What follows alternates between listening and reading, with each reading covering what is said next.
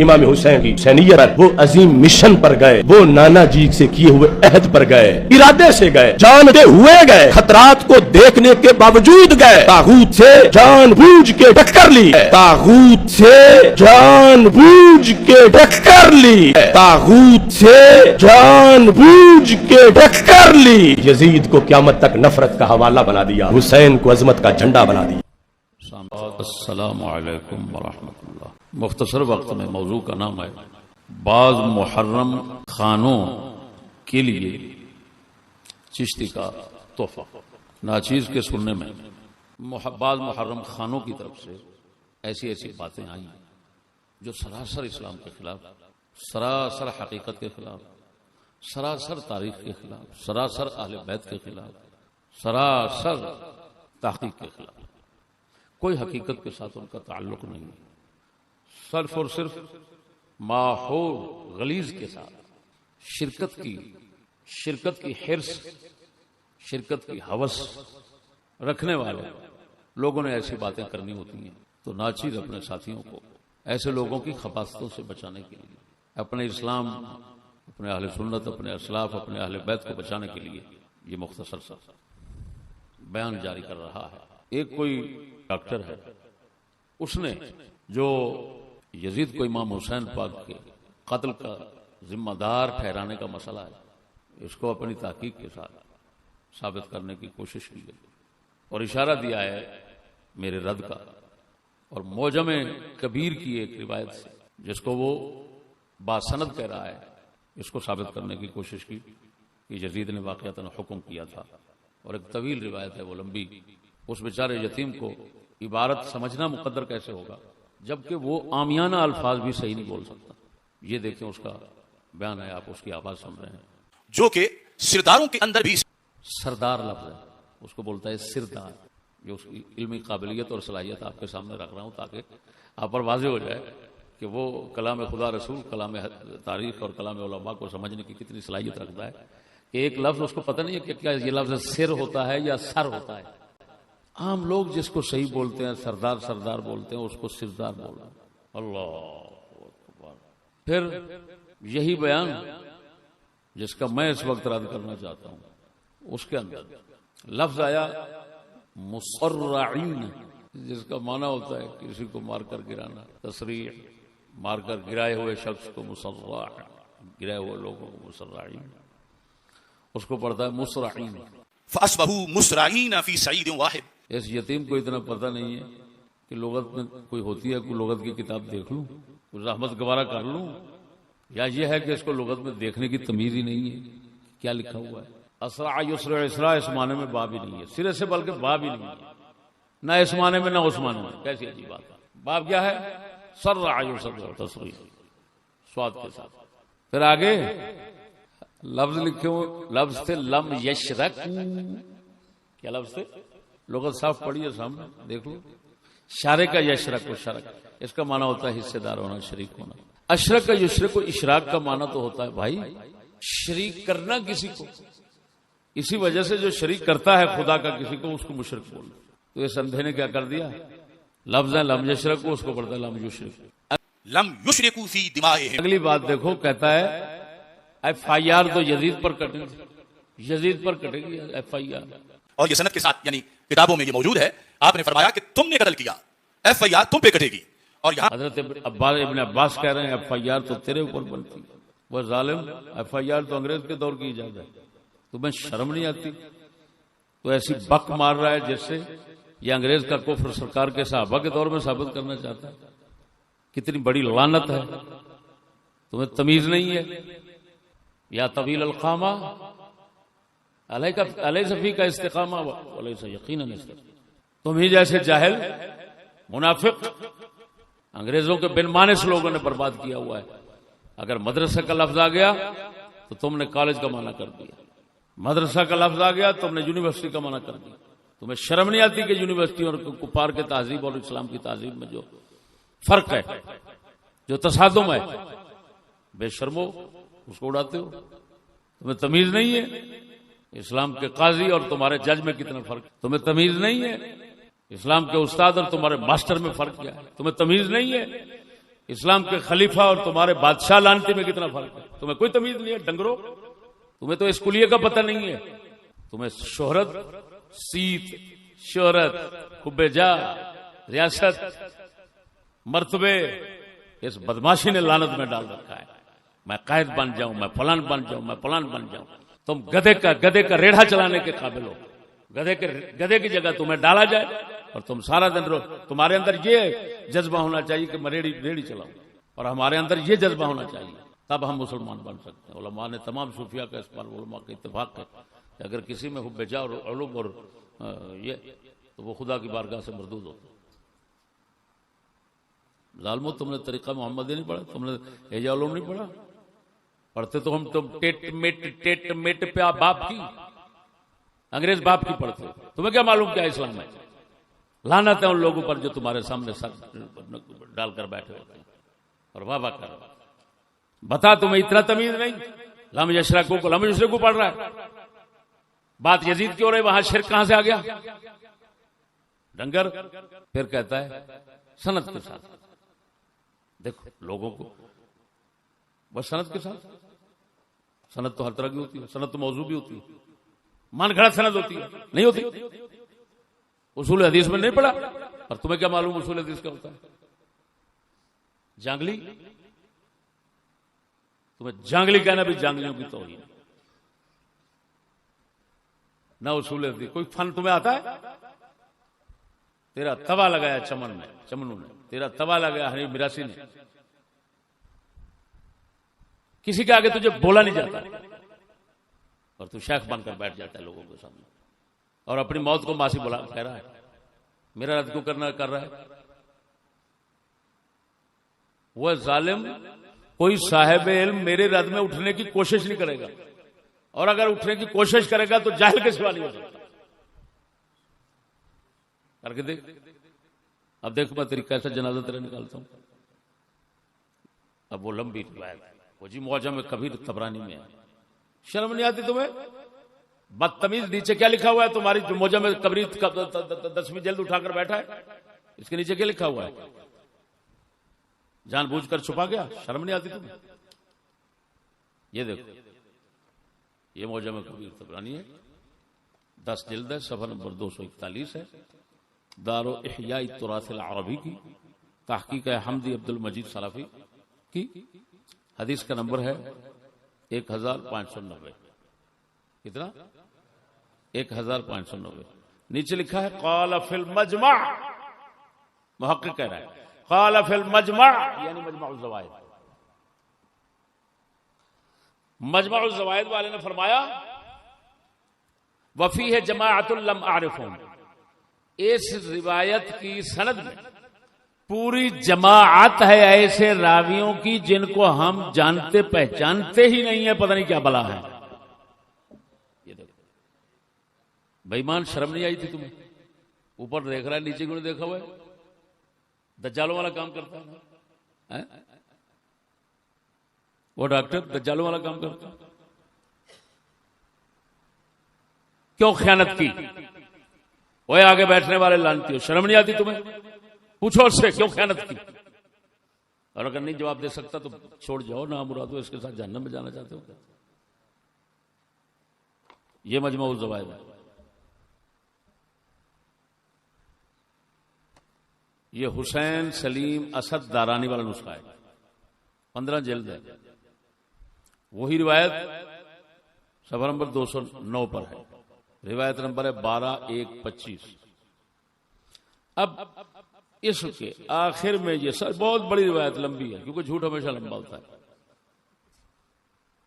یہ دیکھیں، رواہ الطبرانی وفیہ جماعت لم اعرفہم۔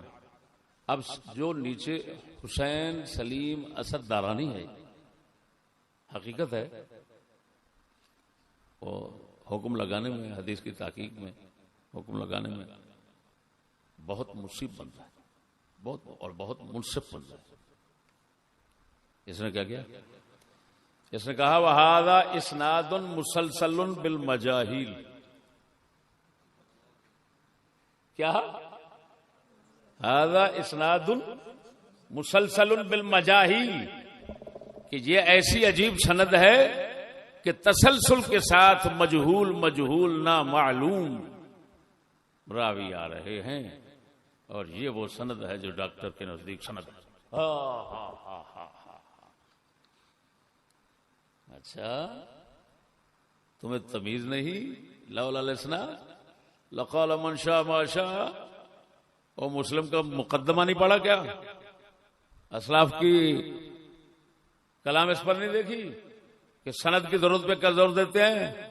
وہ تو یہاں تک لکھتے ہیں کہ اسلام اور دوسرے دینوں کا فرق یہی ہے کہ وہ سند کے بغیر ہیں، یہ سند کے ساتھ ہوتا ہے۔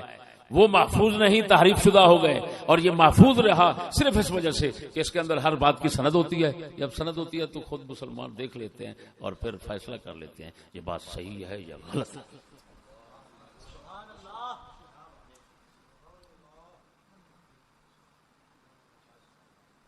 تیری سند تو تیرے جیسے مجاہل سے بھری ہوئی ہے،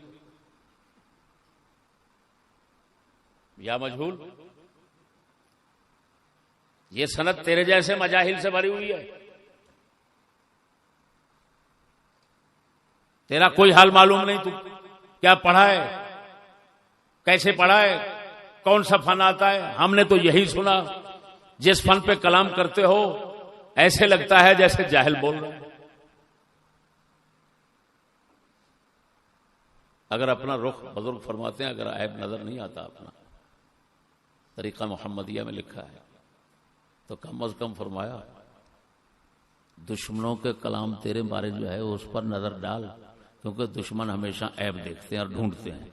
لہذا اگر تجھے تیرے عیب کا پتہ نہیں تو دشمن کے کلام کو سن، تاکہ تجھے تیرا عیب معلوم ہو جائے۔ وہ تو اپنے دشمنوں کا کلام سن لے، کبھی چمنوں کا، کبھی حنیف میراثی کا، وہ کسی کا سن لے یار۔ کیسی کیسی عجیب غلطیاں نکالتے ہیں۔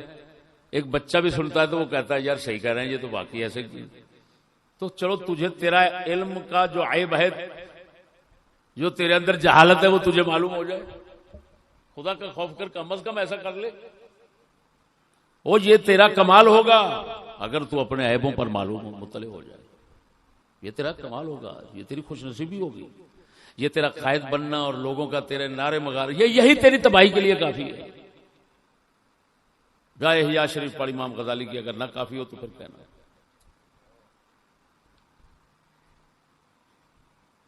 پھر عجیب بات دیکھو، دنیا جانتی ہے کہ امام طبری، یہ کتاب پڑھی ہے یہاں پر امام جلال الدین سیوطی رحمہ اللہ، لب اللباب،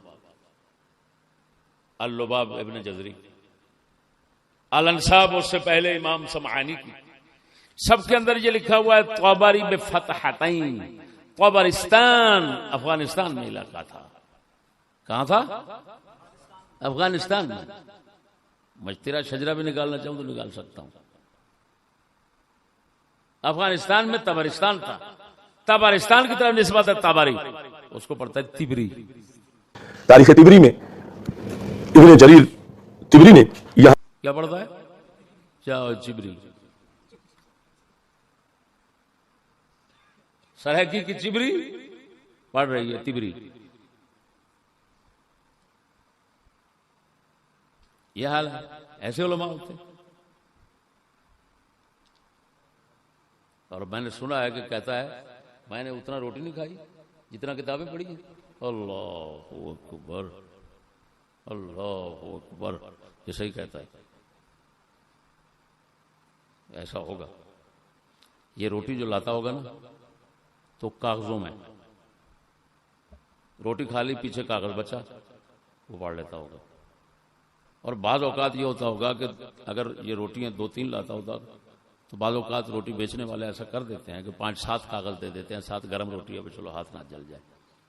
تو ظاہر بات ہے اب روٹی کم ہوگی، کاغذ زیادہ ہوگا۔ سمجھ نہیں آتا، یہ دل مانتا ہے، حقیقت ہے۔ اور یہ فضیلت اور خصوصیت ایسے ہی لوگوں کو ملتی۔ اگر کہے واقعات کتابیں پڑھنا، ہو اس نے دیکھی نہیں ہے، پڑھنا کہاں؟ اس کو تو کتابوں کے نام ہی سے نہیں آتے۔ تبری کو تبری پڑھ رہا ہے، اس نے تبری پڑھی ہوگی۔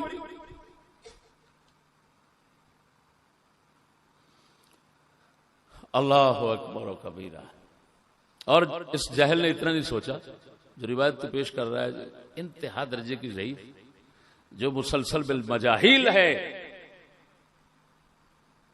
تو نے اتنا نہیں سوچا کہ تو بتا رہا ہے کہ حضرت ابن عباس نے فرمایا میں بیعت کر لوں، میں تیری بیعت کراؤں. تو نے حسین پاک کو ایسا کیا اور اہل بیت کو ایسا کیا، میں تیری. وہ بے وقوف جاہل، تجھے اتنا تمیز نہیں ہے. کیا تو نے نہیں پڑھا کہ تاریخ اس بات پر متفق ہے کہ حضرت ابن عباس نے یزید کی بیعت کر لی تھی؟ تو جو اتنا زور و شور سے مخالفت کر رہے ہیں وہ بیعت کیسے کر سکتے ہیں پھر؟ تو بتا رہا ہے کہ انہوں نے کہا او فلاں او ہو میں تیری بیعت کر لوں، تم نے حسین کا ایسا کیا، فلان کیا فلان کیا، تو بیعت کیوں کر لی پھر؟ اب اس کا جواب تو دے. یہ تاریخ اتفاقی مسئلہ ہے. پھر یہ کہتا ہے دیکھو وہاں پر کوئی ویڈیو کیمرہ لے کر تو کوئی نہیں کھڑا تھا وہاں پر. اگر کوئی ہوتا تو اس کا تو ایمان ضائع ہو جاتا اگر وہاں کر کھڑے ہو کر امام حسین کا ساتھ نہ دیتا، امام حسین کا ساتھ نہ دیتا اور صرف باتیں دیکھتا رہتا کیا ہو رہا ہے تاکہ لوگوں کو بتاؤں، تو وہ تو بے ایمان ہو جاتا. اچھا بڑے تو بتا، تیری نظر میں یہی ابن عباس روکنے والوں میں شامل ہیں، امام حسین کو روکنے والوں میں شامل ہیں. شیعہ سنی سب تاریخ متفق ہے اس بات پر. امام محمد بن انفیہ مولا علی کے بیٹے وہ روکنے والے ہیں. ان سے پہلے امام حسن روک چکے تھے، بڑے بھائی روک چکے ہیں. عبداللہ ابن عمر روکنے والے ہیں، عبداللہ بن زبیر روکنے والے ہیں، کتنے صحابہ تابعین روکنے والے ہیں. اب بتا تو کہتا ہے کہ جس کو پتا ہے وہ اگر دیکھتے کہ امام حسین کے ساتھ یہ ہو رہا ہے اگر نہ مدد کرتے تو بے ایمان ہو جاتے. بتا روکنے والے کہہ رہے ہیں وہاں جا کر تو شہید ہونے جا رہا ہے، تو بچے گا نہیں حسین، ایسے ہو جائے گا ایسے ہو جائے گا سب. تو وہ قتل ہونے کا تو بتا رہے ہیں سارے. پھر قتل مدد کے لیے نہیں جا رہے اور تو کہہ رہا ہے مدد نہ کرتے تو بے ایمان ہو جاتے. یہ تو سارے بے ایمان ہو گئے تیری نظر میں. لاکھ لعنت ہے تمہارے علم پر. یہی سیکھا ہے تم نے. کیوں پنگے لے تو ایسے مسائل میں جو تمہاری طاقت سے بھی باہر ہے؟ اتنے نازک مسائل میں ایسے جہلا، اتنے نازک مسائل میں ایسے کم علم جو بچوں کو پڑھانے کی اہلیت نہیں رکھتے، ان کو شرم نہیں آتی ایسے مسائل میں کلام کرتے. بتا تو نے فتویٰ لگا دیا وہاں مدد نہ کرتا تو ایسے ہو جاتا. بتا جتنے روکنے والے تھے ان کو یقین ہے قتل ہونے جا رہے ہیں، اور اپنے کلام میں وہ کہہ رہے ہیں امام حسین کو بار بار بتاتے ہیں کہ تم اس طرف جا رہے ہو.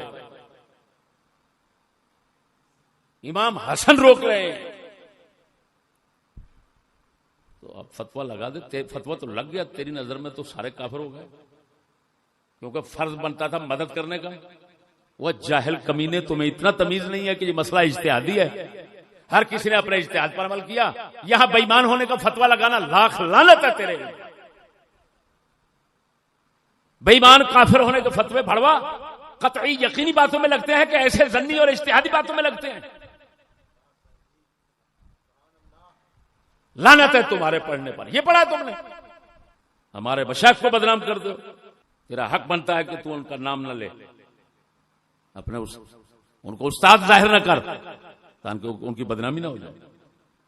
بعض مذہب دوسرے مذہب کے لوگ یہی سمجھیں گے کہ ان کے بڑے بھی یہی تھے. جیسے میں دیکھتا ہوں امام حسین کے نعرے لگانے والے یہ سارے فوٹو لگے ہوتے ہیں باہر. سندھ کا بدماش اور اس بھڑوے کو دیکھ لو، یہ عالم شیخ بیٹھا ہوا ہے، صورت ایک جیسی، بدماش ایک. ہاں جی سب کچھ وضاحت سب کچھ بدماشوں والی ہوتی ہے، اور امام حسین کے عاشق دیوانے پروانے بن کر بیٹھے ہوتے ہیں. تو ظاہر بات ہے کافر لوگ تو یہی کہیں گے حسین بھی ان کے ساتھ کا تھا. جب عاشق حسین کے ایسے ہیں تو حسین بھی ایسے ہی ہوں گے. لعنتیو تم نے تو امام حسین کو بدنام کر دیا ہے.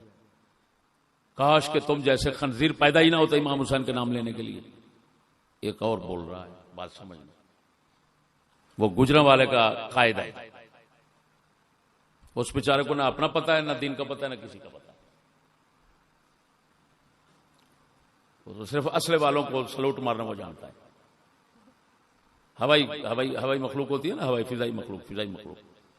فضائی مخلوق کو صرف سلوٹ مارنا جانتا ہے. لاکھ لعنت ہے تیرے علم پر.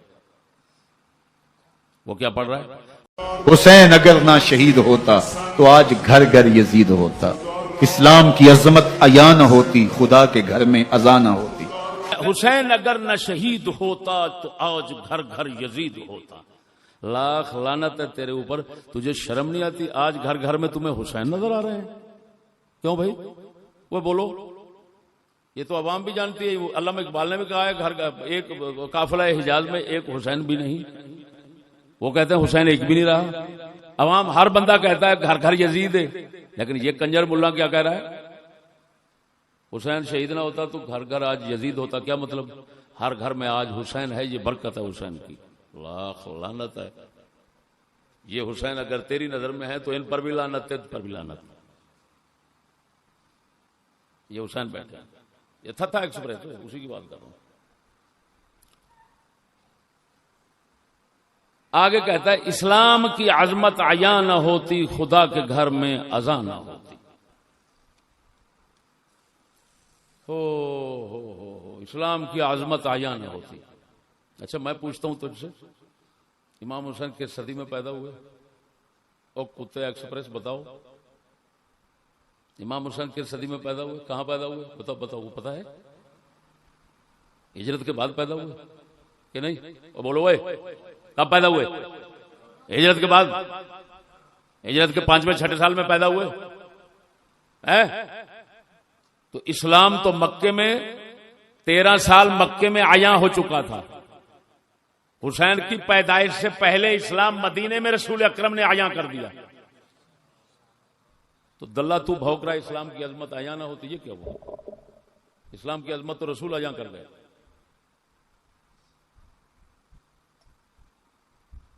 پھر دوسری بات، اگر امام حسین شہید نہ ہوتے تو اسلام کی عظمت عیاں نہ ہوتی۔ اس کا مطلب ہے صدیق اکبر سے عیاں نہیں ہوئی،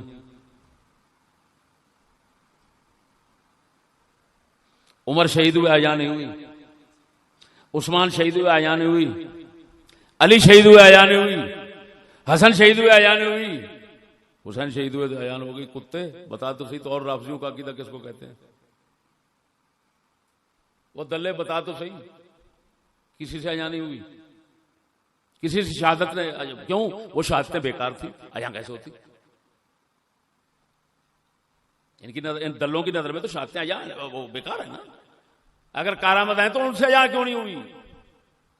اور پھر آگے خدا کے گھر میں اذان نہ ہوتی۔ اس کتے کا مقصد کیا ہے کہ اس دور کے سب لوگ امام حسین کے علاوہ سارے کافر تھے، کیونکہ جب امام حسین شہید نہ ہوتے تو اذان ہی نہ ہوتی۔ تو اس کا صاف مطلب یہ نکلا کہ اذان دینے والا ہی نہ ہوتا۔ لاکھ لعنت ہے تیرے بھونکنے پر، تیرے جمنے پر۔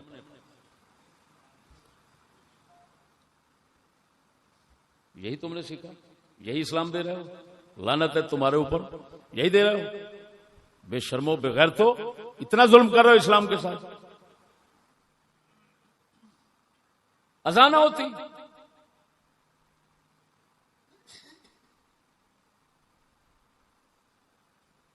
کتے حسین پاک کو اذان سکھانے والے، حسین پاک کو اسلام سکھانے والے حسین سے پہلے موجود۔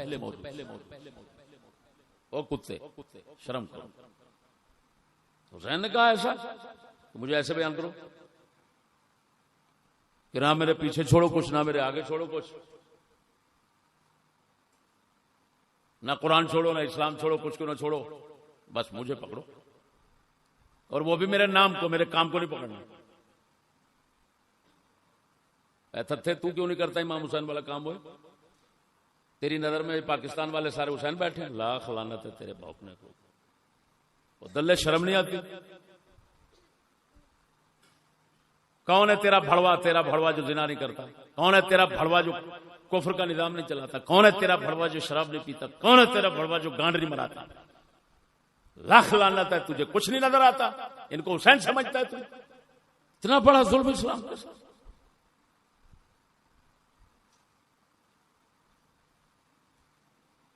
پھر عجیب بات سن،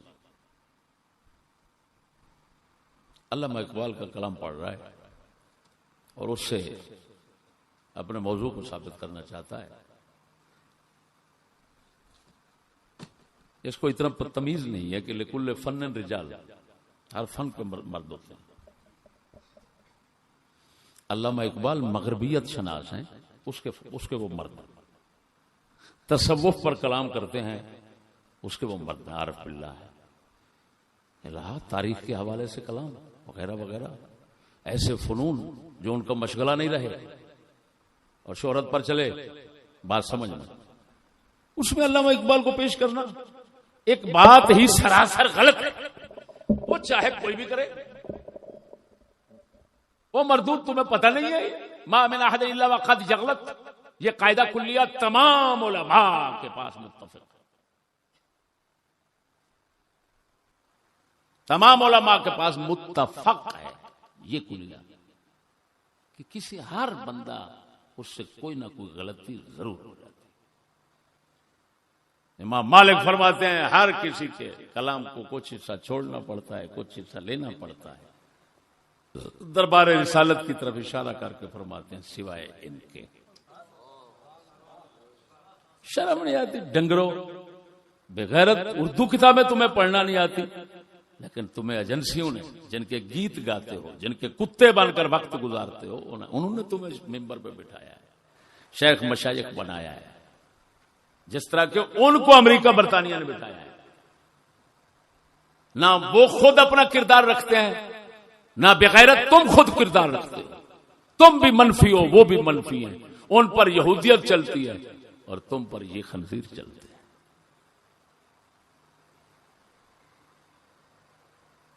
اب اقبال رحمہ اللہ انہوں نے درمانہ حریت اسلامیہ و سر حادثہ کربلا،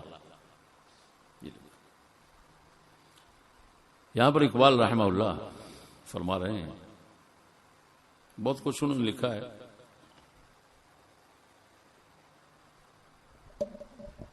ہو سکتا ہے کہ میں کئی چیزیں اقبال کی لفظ بلفظ ان کا رد کروں، لیکن وہ کسی اور موقع پر. اس وقت یہ مقصود ہے. اس وجہ سے اقبال فرماتے ہیں مدعای سلطنت بودے اگر خود نہ کر دے باچنی ساما سفر. کہ امام حسین کا مقصد حکومت نہیں تھا. اگر حکومت ہوتا تو یہ تھوڑے سامان کے ساتھ وہاں نہ جاتے، تشریف نہ لے جاتے، پھر تو قافلہ اور بہت بڑا سامان ہوتا جنگ کے لیے. لیکن اقبال رحمہ اللہ نے اتنا غور نہیں فرمایا تاریخ پر کہ یہ تو عام بچہ جانتا ہے کہ ادھر کب گئے.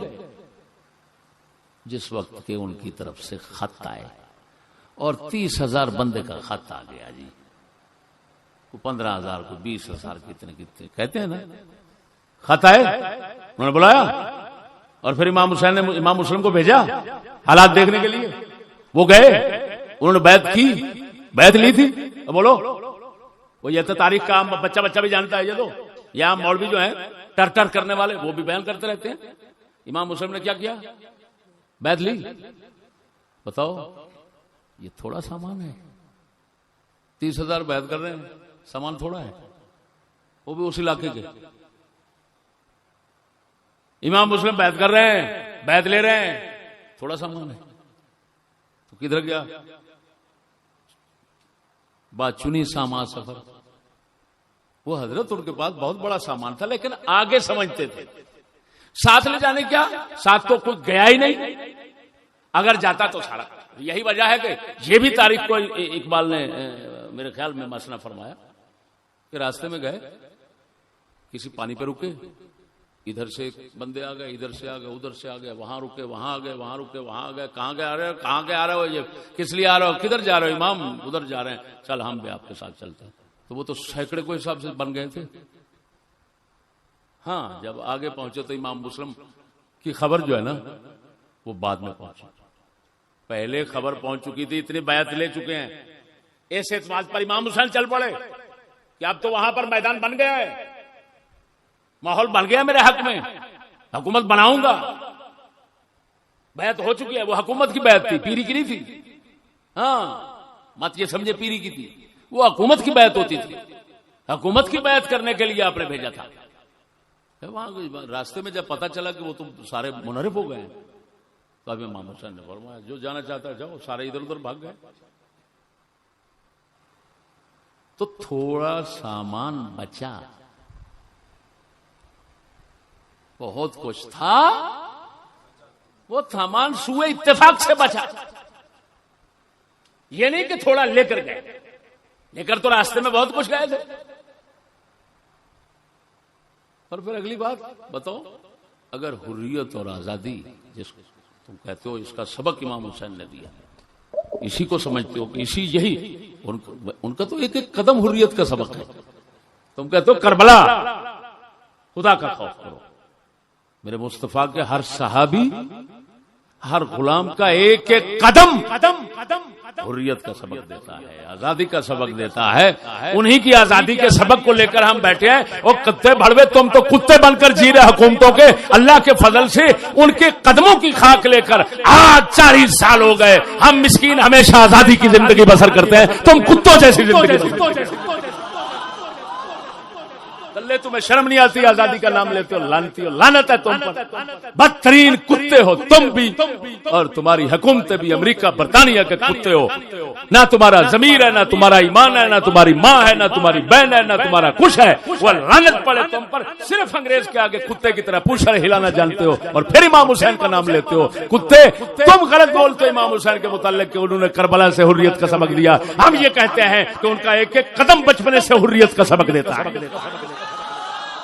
اور حقیقت ہے یہ کتے بدماش، یہ اس کو کہتے ہیں حقیقت. اور اگر تم کہتے ہو حریت کا سبق دے گئے، غلامی کاٹ کر پھینک گئے، فلان کر گئے، جس طرح تم کہتے ہو، مجھے 2 باتوں کا جواب دو. 2 باتوں کا جواب دو مجھے. سنی شیعہ اس بات پر متفق ہے امام حسین نے بیعت یزید کا اقرار کیا. نمبر 1 بات سمجھنا. کیا کیا؟ تو حق بچانے کے لیے گئے. اب حق کدھر گیا؟ جب بیعت کا اقرار کر لیا تو اب کدھر گیا؟ نمبر 2 کیسا حق کا پیغام دیا اور کیسا حریت اور آزادی کا پیغام دیا کہ سب سے پہلے امام زین العابدین نے اس کو بلایا. امام زین العابدین نے یزید کی بیعت کیوں کی؟ شیعہ سنی متفق ہے. بعد والے جتنا بھی اہل بیت میں ہوئے ان میں سے اکثر، خصوصاً شیعوں کے بڑے جو شیعہ جن کو بڑا سمجھتے ہیں، معذلہ بڑے کا بیٹا، جو شیعہ جن کو بڑا سمجھتے ہیں، یہ 12 امام ہیں. وہ تو سارے کے سارے لڑنا ہی حاکموں کے ساتھ ناجائز سمجھتے تھے. تو اگر امام حسین نے یہ سبق دیا تھا، جس طرح تم کہتے ہو یزید فرعون تھا وقت کا، اس کے خلاف امام اٹھے تو یہ موسیٰ بن گئے، اور لہذا سبق پڑھا گئے ہمیشہ ایسے رہنا. اچھا ایسے رہنا ہے تو بتاؤ امام زین العابدین کو یہ سبق کیوں یاد نہ رہا؟ شرم نہیں تھی کتے؟ سب سے پہلے گھر والا بلا رہا ہے، عجیب سبق ہے. اس سے بڑی ناکامی کیا ہوگی؟ اس سے بڑی بربادی کیا ہوگی؟ یہ گھر ہی بلا رہا ہے پہلے سبق. امام زین العابدین ہیں، امام ان کے بیٹے ہیں، امام باقر ان کے بیٹے ہیں، امام جعفر صادق ان کے بیٹے در بیٹے 12 کے 12 کا مذہب ہے. شیعہ کتابوں سے بھی بیان کر چکا ہوں، سنی کتابوں سے بھی بیان کر چکا ہوں کہ لڑنا بادشاہوں کے خلاف حرام. بڑی بات کہانی. امام حسن بصری کون ہے؟ برائے سے میں پوچھتا ہوں، بتاؤ حسن بصری کون ہے؟ تمہارے چشتی، قادری، سہروردی 3 سلسلوں کے بڑے ہو، وہ مولا علی کے خلیفے بتائے جاتے ہیں. بولو کن کے؟ جب مولا علی کے خلیفے بتائے جاتے ہیں، وہ حجاج بن یوسف جیسے، کہو فرعون، کہو فلاں، وہ ظالم تھا، بدترین ظالم تھا. تاریخ کہتی ہے اس جیسا ظالم مسلمانوں میں پیدا نہیں ہوا. حضرت سیدنا عمر بن عبدالعزیز فرماتے ہیں قیامت کے روز دوسری قومیں، دوسرے امت کے لوگ اپنے اپنے ظالم لائیں، اور ہم صرف حجاج بن یوسف کو پیش کریں تو ہمارا ظالم جو ہے ان سے بھاری ہوگا. ذہبی جیسے کو لکھنا پڑا سیر الاعلام میں کہ یزید سے بڑھ کر بدتر بعد میں ہوئے، لیکن یزید اس وجہ سے بدنام ہو گیا کیونکہ پاک دور میں تھا. تو تو سفید چادر پہ داغ لگے تو جلدی نظر آتا ہے تو بدنام ہو گیا. حجاج بن یوسف جیسی بلا ہو جس سے بات کرنا جرم ہوتا تھا بات کی اور قتل کر دیا. جس کے ظالم ہونے کی خبر مولا علی نے دے دی, حضرت عمر نے دے دی پہلے ہی.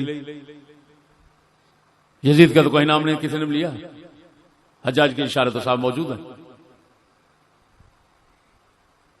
حجاج جیسے ظالم کے مقابلے میں کچھ فقہا اٹھے, اس کو کہتے ہیں فتنہ ابن اشعث. کون سا فتنہ؟ فتنہ ابن اشعث, عبد الرحمن بن محمد بن اشعث کندی یہ بڑے بنے تھے حجاج کے خلاف لڑنے کے لیے, عبد الملک بن مروان کے خلاف لڑنے کے لیے. وہ خلیفہ تھے, یہ عراق کا نائب تھا.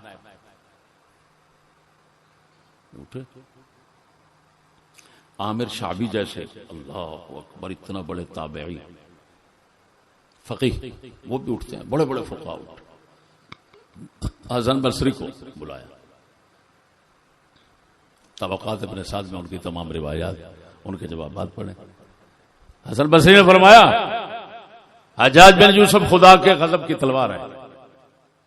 یہ جتنے بادشاہ اس طرح آتے ہیں, فرمایا یہ آتے ہیں لوگوں کے اعمال کی سزا بن کر, تو خدا کا غضب اس کی سزا ہے, اس کا مقابلہ کرنے کی نہ سوچو, پھر خدا کا غضب اور بڑھ جائے گا. غضب کا مقابلہ غضب سے نہ کرو, غضب کا مقابلہ عاجزی سے کرو, توبہ سے کرو, نیاز مندی سے کرو.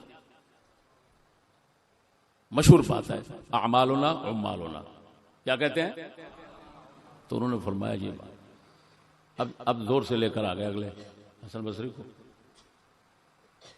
حسن بصری جب جنگ چھڑنے لگی تو آئے تھے جبرن, چھلانگ لگائی نہر میں, دوسری طرف ڈوبتے ڈوبتے بچ کر نکل گئے.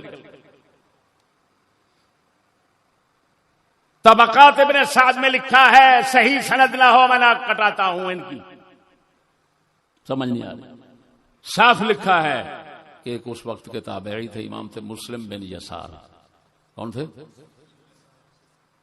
صحابہ اور تابعین کی نظر میں ان کا درجہ اوپر تھا, حسن بصری کا نیچے تھا. جب مسلم بن یسار شریک ہوئے فتنہ ابن اشعث میں جنگ میں, اور حسن بصری بھاگ گئے, تو صحابہ اور تابعین کے نظر میں درجے میں ایک دم فرق آ گیا. حسن بصری اوپر چڑھ گئے, مسلم بن یسار نیچے گر پڑے. اب بتاؤ وہ شاعرانہ تخیلات و تخیلات بغیر سوچے سمجھے پیش کرنے والے, ذرا دیکھو تو صحیح. کیا کہو گے پھر کہ صحابہ اور تابعین سارے کے سارے فرعونوں کو ماننے والے تھے؟ حسن بصری یہ غدار ہوا, مولا علی کا غدار بن گیا نا, حسین پاک کا غدار بن گیا تمہاری نظر میں. وہ بڑوے تمہاری نظر میں تو غدار ہو گیا. امام حسین فرض سمجھتے ہیں, یہ فرض کی بجائے حرام سمجھتے ہیں.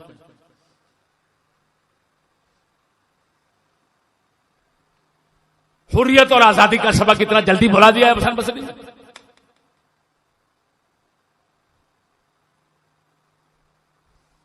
تو غدار ہوئے ان کے, اور تم سارے مرید ہوئے تمام غداروں.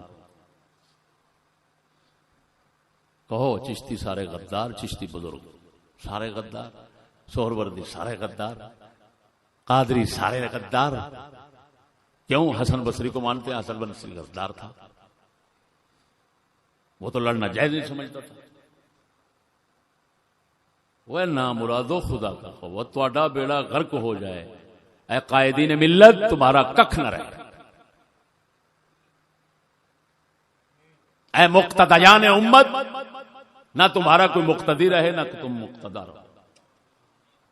لعنت ہے تمہارے کیے پر, یہی بھونکتے رہتے ہو اور الٹا برستے ہو ان لوگوں پر جو حقیقت سمجھ گئے.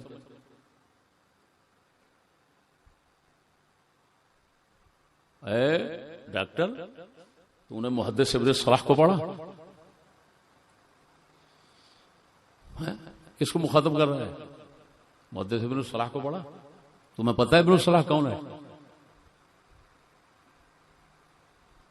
ابن صلاح دمشق میں ایمان سے کہتا ہوں آج بھی دمشق میں گھومنے والا کتا اس سے زیادہ سمجھ رکھتا ہوگا. ڈاکٹر صاحب شرم کر. اور ابن صلاح لکھ رہے ہیں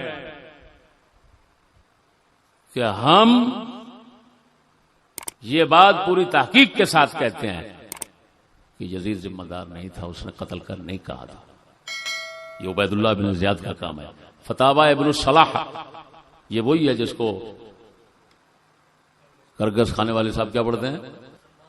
ابن صلاح۔ یہ صلاح کا بچہ جو ہے نا، سمجھ نہیں آ رہا، شرم کرو نا مرادو، تمہارا حق نہیں بنتا کہ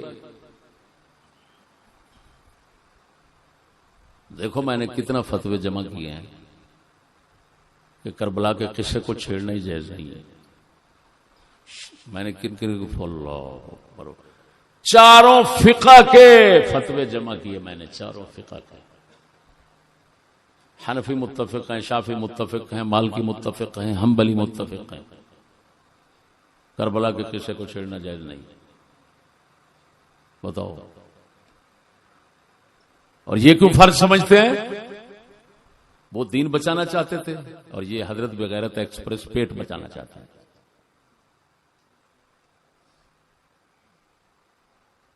یہ اپنا شیطانی ماحول بچانا چاہتا ہے۔ پھر اس نے کہا یہ علامہ نے بھی لکھا ہے، باہر حق در خاک و خون غلطی داست پس بنا لا الہ گردی داست، وہ تیرا بیڑا گرک۔ کوئی بات کسی بزرگ سے ہو جاتی ہے، وہ نامراد حقیقت کو مانا جاتا ہے، جھوٹ اور غلط بات کو نہیں مانا جاتا، یہ ایک اصول ہے۔ بڑوا مثلا سیر الاولیاء، یہ ہماری بہت بڑی صوفیہ چشتیہ کی کتاب ہے، بابا فرید کے خلیفہ ہیں حضرت امیر خرد رضی اللہ تعالیٰ عنہ۔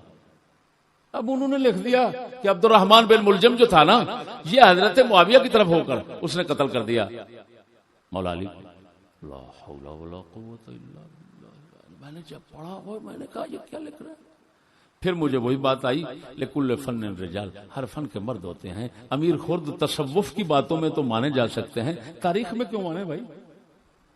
ان کو تاریخ کا پتہ ہوتا یہ بات لکھتے ہیں۔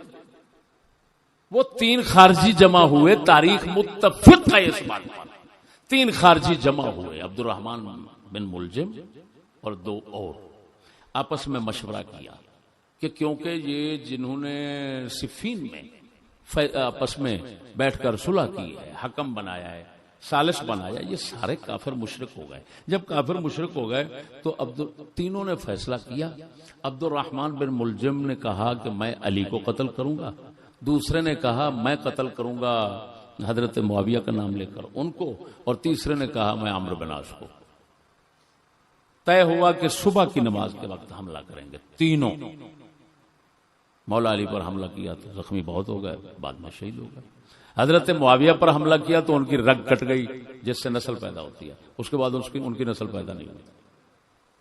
عمرو بن عاص کو قتل کرنے والا وہاں پہنچا تو اتفاق سے حضرت عمرو بن عاص جو ہے وہ کسی بیماری کی وجہ سے مسجد میں نہ آ سکے، ان کی جگہ نماز پڑھانے والا کوئی اور آیا، اس لعین جو تھا وہ خبیث خارجی، اس نے ان کو شہید کر دیا۔ بتاؤ، تینوں شہید، تینوں کو حملہ کر، تینوں پر حملہ کر رہے ہیں مشاورت باہمی کے ساتھ۔ تو عبد الرحمن بن ملجم کو ملا دیا کن کے ساتھ؟ حضرت معاویہ کے ساتھ، اور ان کی طرف سے آ رہا ہے حضرت اللہ اکبر۔ فدو نہ بنو، ہم تو فدو نہیں ہے، سیدھی سادی بات ہے۔ ہم نے تو اعلیٰ حضرت کو کسی کو بھی دیکھا انہوں نے یہی طریقہ رکھا۔ ابن حمام کو کہتے ہیں محقق علی الاطلاق، پھر کہتے ہیں یہاں غلط ہو گئے، یہاں غلط ہو گئے، یہاں غلط ہو گئے۔ علامہ شامی کو کیا کچھ کہتے ہیں خاتمۃ المحققین اور فلاں، پھر کہتے ہیں انہوں نے یہ کہا انا اقول انا اقول انا اقول، میں یہ کہتا ہوں، میں یہ کہتا ہوں، میں یہ کہتا ہوں۔ کیوں کہتے ہو بھائی؟ بس جس کو امام کہہ دیا ختم، آگے بولتے ہو۔ یہ فدو کا کام ہوتا ہے۔ کس کا؟ فدو کا کام ہوتا ہے، جس کو بولتے ہیں عربی میں بلید الطبع۔ کیا بولتے ہیں؟ ہاں، ماٹھا مغفل، تمیز نہیں رکھتا، شعور نہیں رکھتا، بس جو لکھا ہوا ہے اٹھا کر پھینک دیا ہے۔ چل میں نے حوالہ دیکھا ہے، لعنت ہے تم پر، تمہارے پڑھنے پر، اگر تم تمیز نہیں کر سکتے کتے۔ پہلے کسی شیخ کے ساتھ بیٹھو، میں تو تمہیں بٹھانے کے لیے گوارا ہی نہیں کر سکتا، سکولی طبقے کو میں بٹھاتا ہی نہیں اپنے پاس، تو کم از کم ایسے بندے تو تلاش کرو جو تمیز رکھتے ہیں صحیح سقیم میں، صحیح غلط میں. تو وہ بنا لا الہ لا حول ولا قوت بنا لا الہ رسول اکرم ہے. کسی دور کا بانی کوئی نہیں ہے کلمے کا.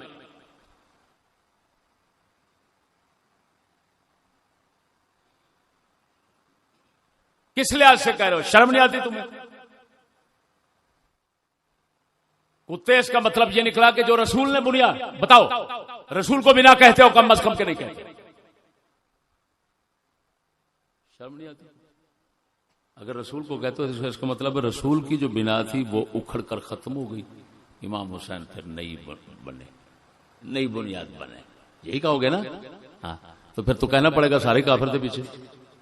اگر مسلمان ہیں، اسلام کا کام انہوں نے کیا، امام حسین نے کون سا جہاد کیا؟ بتاؤ کس جہاد میں شریک ہوئے؟ ایک کا آتا ہے وہ مانتے ہی نہیں تم، قسطنطنیہ دنیا کا آتا ہے وہ تم نہیں مانتے، تو بتاؤ کون سا جہاد کیا انہوں نے؟ جہاد جنہوں نے کیا اور اسلام کو پوری دنیا میں پھیلایا بغیرت، ہم کلمہ جن کی وجہ سے پڑھ رہے ہیں وہ تو صحابہ کرام. تو ان کو بھی لا الہ کیوں نہیں کہتے ہوئے؟ جنہوں نے دنیا کفر میں جا کر کفر ختم کر کے وہاں پر کلمہ پھیلایا، وہ بنا لا الہ بننے کے حقدار نہ رہے. بنا لا الہ بننے کے کون حقدار رہے بنے؟ جنہوں نے ایک جہاد بھی نہیں کیا. اور کربلا کا سانحہ ہے، کربلا کا سانحہ ہے، وہ تو سانحہ ہے، وہ تو قصدن ہوا ہی نہیں، امام حسین چاہتے ہی نہیں، وہ تو کہتے ہیں میں بیعت کر لیتا ہوں. چلو دوسروں کو کہتے ہیں فرعون بنا دیا، فلان بنا دیا، دوسروں سے کہتے ہیں وہ تو کہ جب تک اگلے ہاتھ نہ اٹھائیں تم نے ہاتھ نہیں اٹھانا، لڑنا نہیں ہے تم نے. یہ تو نصیحت کر رہے ہیں. معلومات تم نے جو ایک مزعومہ عمارت تیار کی ہوئی ہے، یہ تمہاری مزعومہ عمارت ہے، اس کا نہ حسین پاک کے ساتھ تعلق ہے، نہ امام، نہ اسلام کے ساتھ تعلق ہے، نہ اہل بیت کے ساتھ تعلق ہے، نہ کچھ. لیکن اب جس لعنت اور نحوست میں قوم گھس گئی ہے، اس سے نکالنا بہت ممکن نہیں، ممکن نہیں.